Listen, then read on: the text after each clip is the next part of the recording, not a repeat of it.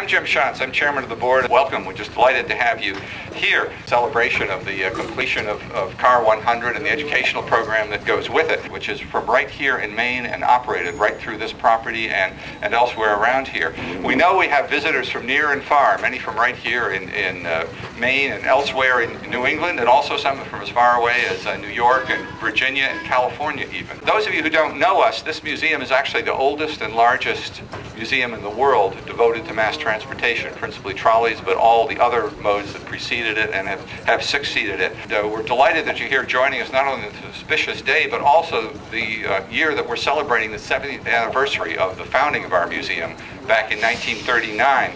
And this museum has existed really because of the spirit of volunteerism. Back in the late 30s, which was Depression years, there wasn't quite the appreciation for old technology there might be at other times, and it was kind of an audacious thing for a bunch of volunteers. That's what it was, a dozen guys, a lot of them from Boston, lamenting the fact that Car 31, which is the one way down there, you can just see the beige roof sticking out there, was about to go out of service between Biddeford and Saco. And they did the unheard of thing of saying, let's buy it, let's save it. They pooled their money, negotiated a $150 price, found a farmer who would let them have a little triangle of land down here, and the rest is history.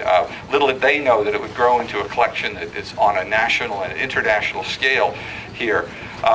And not only does it celebrate history and education of history, but what we're doing now is supporting the rebirth of rail transportation, because public transportation on a whole is on an upswing after being down for years. And there's a lot of interest in this technology to help redevelop cities, to help move people from cities to suburbs and back to jobs and so forth. So we're happy to have a repository of information which is useful to those projects, and we know it is today. We're delighted to show you what's going on here, and just mention in passing that we also have a branch operation, a smaller one in Lowell, Massachusetts, where we are working quite successfully with the National Park and the City of Lowell on interpreting some of the history down there of transportation, expanding the trolley system and educational programs.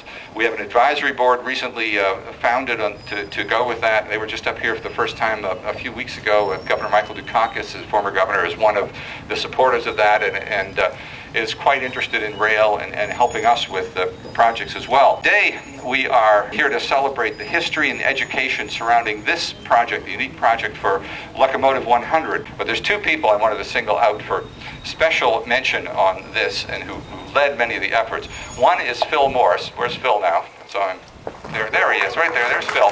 You're gonna hear plenty from Phil.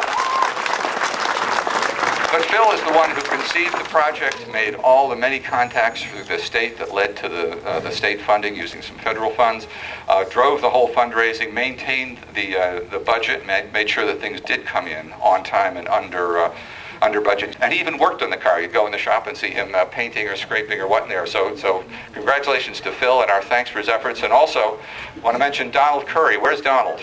Where's Donald? There's Donald. Donald is the superintendent of our restoration shop, and he really served as the project manager for all the technical aspects of that and dove in and learned it. He's probably the most experienced trolley restoration person in the world, because he dates back to the early 1950s here and has been doing it ever since right here, and we're delighted to still have him on the staff. And now we'll turn it over to Phil, who will tell you a little bit more about the evolution of the project.